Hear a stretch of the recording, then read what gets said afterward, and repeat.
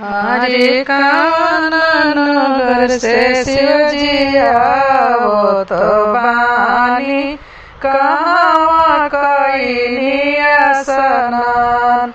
हरे कहवा में शिवजी डेरावा गिरवनी, केकरा से हो गइल बिया।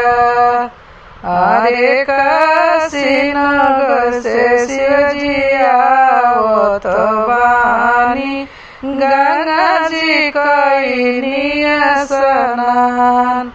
हरे बेलवा के गछिया शिवजी डेरावा गिरवनी, गौरा से हो गइल बिया। हरे कहवा में बड़े शिवजी बर बरियतिया, कहवा में भजन तोहार।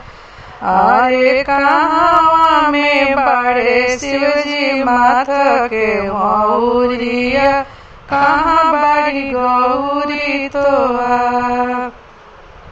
हरे जटावा तोरे हमरो माथ के मौरिया, डमरू जे भोजन हमार।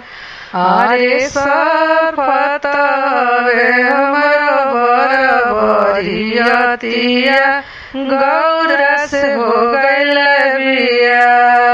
हरे सर्प तोरे हमरो बर बरियतिया, गौरा से हो गइल बिया।